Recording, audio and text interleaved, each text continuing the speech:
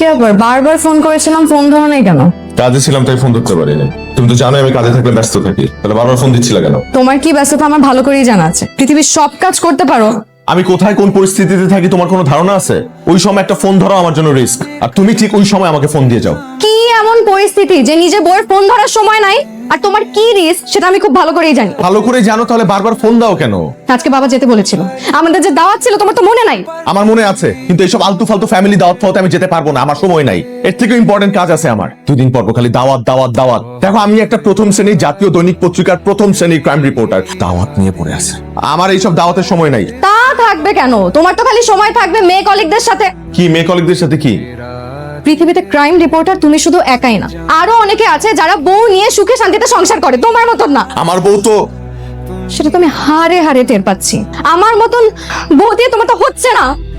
দেখো প্লিজ, আমি সারাদিন কাজ করে আসছি, আমি এই বিষয়টা এখন আর বাড়াতে চাই না। আমি কোনো দাওয়াত ফাওয়াতে যেতে পারবো না, আমাকে এগুলাতে টানবা না তুমি।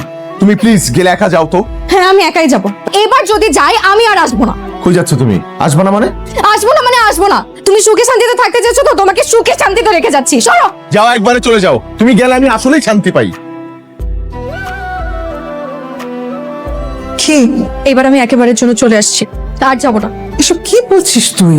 রুবি, বিয়ে হচ্ছে 1 বছর হয়নি, এর মধ্যে জামাইয়ের সাথে ঝগড়া করে লাগেজ নিয়ে চলে আসলি, মানুষ কি বলবে? খালি মানুষের কথাই ভাবলে মা, তারপর নিজের মেয়ের কথা ভাবলে না? এরকম একটা মানুষের সাথে কেউ একদিন সংসার করতে পারে?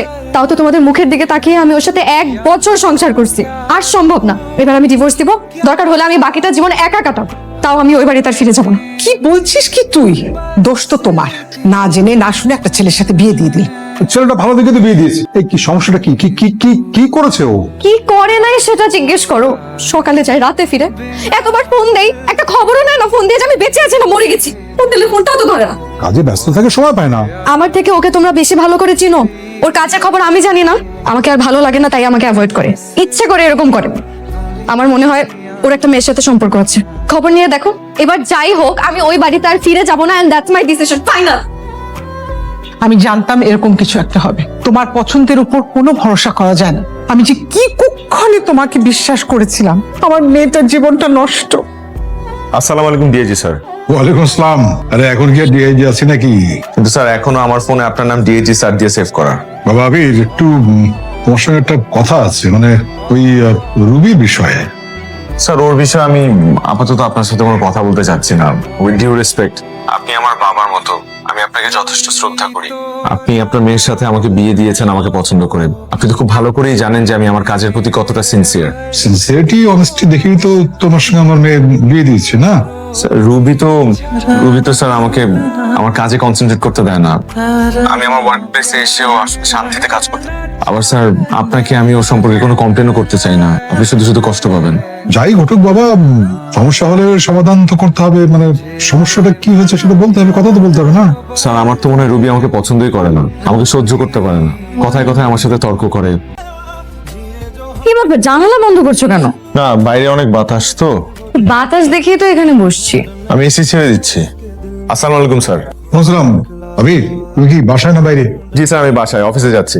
না না, খবরদার তুমি বাসা থেকে বের হো না। কেন স্যার, কি হয়েছে আবার? শোনো, আমি আমার সোর্স দিয়ে খবর নিয়েছি গোয়েন্দা সংস্থার কাছে যে তোমাকে যারা মেসেজ করেছে এটা আসলে খুবই ভয়ঙ্কর একটা সন্ত্রাসী সংগঠন। গোয়েন্দা সংস্থার রেড অ্যালার্ট আছে, তোমাকে না।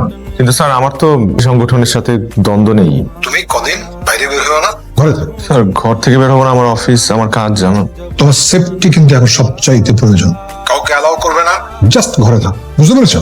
জি স্যার, আসসালামু আলাইকুম। কি হয়েছে তোমার? কি হবে? কিছুই না। অফিসে যাবে না? অফিসে যাবো কেন? অফিসে যাবে না? যাবো না মানে আজকে যাবো না, আরেকদিন না হয় যাবো। কি বলতেছ? কি ব্যাপার, খাচ্ছ না কেন? খাচ্ছি তো। কি হয়েছে তোমার বলো তো? যে মানুষ ঘরে থাকে না, পারলে ছুটির দিনও অফিস করে, সেই মানুষ 2 দিন ধরে ঘরে বসা। ঘটনা কি আমাকে বলো। ঘটনা তো একটা আছে। তুমি তো সবসময় কমপ্লেন করো আমি তোমাকে সময় দিই না, অফিসের কাজ নিয়ে ব্যস্ত থাকি, তাই ভাবলাম যে তোমাকে একটু সময় দিই। হ্যাঁ হ্যাঁ আবির বলো, হ্যালো স্যার, ওরা তো আমাকে নতুন করে দিয়েছে স্যার। কি বলেছে বলো তো? স্যার স্যার ওরা ওরা আমাকে টেক্সট করে বলছে যে ওরা কোনোভাবে জানতে পারছে যে আমি পুলিশের সাথে যোগাযোগ করছি। স্যার আমি এখন কি করবো, আমি তো কিছু বুঝতেছি না স্যার। আবির একটু শান্ত হও, আমি দেখছি, টেনশন করো না। নিচে দুজন সিভিল ড্রেসে আছে প্রোটেকশনের জন্য, আর আমি দেখছি, আমি সবসময় খবর নিচ্ছি। স্যার দুইজন লোক আমাদেরকে কিভাবে সেভ করবে? ওরা কি একা আসবে নাকি? ওরা তো দলে বলে আসবে। সব ঠিক হয়ে যাবে, আমি দেখছি, কোনো টেনশন নাই। তুমি জাস্ট থাকো, বাইরে বেরোবে না, কেমন? চোখ খুলবো? খুলো। পায়েস।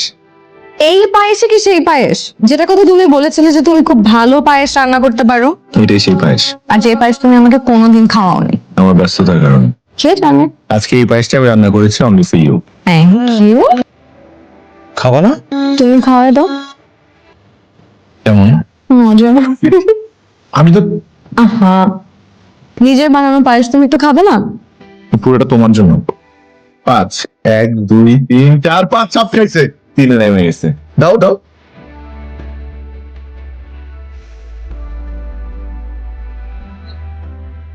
স্যার পার্সেলটা আপনার জন্য। কত টাকা? 450। 50 টাকা tips. Thank you sir. Get out. আই বাইরে আর কেউ আছে? বাইরে শুধু আমি আছি। I said get out. হ্যাঁ বাবা বলো, কিছু করতে পারলা? হ্যালো মা, কেমন আছিস? কেমন আছে তুমি জানো না বাবা? তোমার তো উচিত এইসব প্রশ্ন না করে আমাকে আর তোমার জামাইকে এখান থেকে নিয়ে যাওয়া। কি করছো তুমি? আরে সেই অবস্থা থাকতে নিয়ে যেতাম তো, বুঝতে পারছিস না ব্যাপারটা খুব ক্রিটিক্যাল। জানি না বাবা, আমার কিছু ভালো লাগছে না। বাবা দেখো, তুমি যেভাবে হোক তাড়াতাড়ি কিছু একটা করো। আচ্ছা আমি দেখছি, টেনশন করার কিচ্ছু নাই। আমি পাশাপাশি থাক, বাকি প্রোটেকশন তো আমি নিচ্ছি, আমি প্রোটেকশন বাড়িয়ে দেবো আরো। এই বাসায় যেখানেই লুকাস, কাউকে না কাউকে তো বাধা দিতেই হবে। দেখো, লুকালে দুজন একসাথে লুকাবো, আর বাধা দিলেও দুজন একসাথে বাধা দিব। চলো ওদের যখন শেষ চেষ্টা করি। আমি আর তোমার মা মিলে এই পরিস্থিতিটা তৈরি করেছি, প্ল্যান করেছি। দেখো, তোমাদের যে দাম্পত্য সমস্যা, এটা নাথিং বাট মিসআন্ডারস্ট্যান্ডিং, ভুল বোঝাবুঝি। তোমাকে সমাধান তোমাদেরই করতে হবে, আর কেউ করতে পারবে না। আই সরি বাট তোমার মোবাইলে যে হুমকি ধামকি এসছে, মেসেজ এসছে, ওটা আমার ওই সাইবার ক্রাইমে একটা জুনিয়র কলিগ আছে, তাকে দিয়ে আমি জেনারেট করেছি। What? Sorry for that, but ওই চোরের ব্যাপারটা কিন্তু ছিল লাস্ট পুশ। তাই কিন্তু তুমি আবিরকে এইভাবে ভয় দেখাবা? বাসায় চোর পাঠাবা? যদি উল্টাপাল্টা কিছু একটা হয়ে যেত বাবা? কিচ্ছু হতো না। আমার মেয়ের উপর আমার পুরো আস্থা আছে। আমি জানি কোনো বিপদ হলে ঠিকই তুই আবিরের পাশে দাঁড়ান। আর এভাবে না হলে আবিরকে আটকানো যেত না। আর আবিরকে না আটকালে এটা বোঝাপড়া, ভুল বোঝাবুঝি ঠিক হওয়া কিছুতেই হতো না। আমি তো আবিরকে চিনি। আপনি ঠিকই চেনেন। Thanks to both of you. দোষটা আসলে আমার। বিয়ের পর আমি ওকে একদমই সময় দেইনি। আমি শুধু আমার কাজ নিয়ে পড়েছিলাম। বাইরে বাইরে থাকতাম। ওর চাওয়া, ওর ইচ্ছা অনিচ্ছা আমি কোনো কিছুর মূল্যায়ন করিনি। ওকে অনেক ইগনোর করেছে। দোষটা আসলে আমারও। আমি অবুঝের মতন সবসময় চেয়েছি যে তুমি আমাকে বুঝো। কখনো তোমাকে কোনো কিছু এক্সপ্লেইন করতে দেইনি। Please Ruby, you are just being humble. না আবির, দোষটা আমার। দোষটা আমার। প্লিজ আবির, আমি বললাম তো দোষটা আমার। দোষ আছে, আমার দোষটা বেশি। রুবি আমি গেলাম, অফিসে দেরি হয়ে যাচ্ছে। দাঁড়াও, তুমি তো তোমার ব্যাগ নিতেই ভুলে গেছো। তোমার আইডি কার্ড। Thank you. আচ্ছা কিন্তু তোমার বাবার বাসায় দাওয়াত আছে, ভুলে যেও না আবার। তোমার মনে আছে? মনে থাকবে না?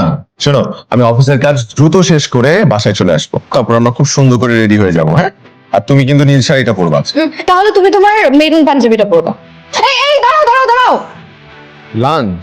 তখন তো তোমাকে লাঞ্চ বানায় দেয় নাই, তাই এখন থেকে ডিসিশন নিয়েছি প্রতিদিন নিজের হাতে তোমার জন্য লাঞ্চ বানায় দেব।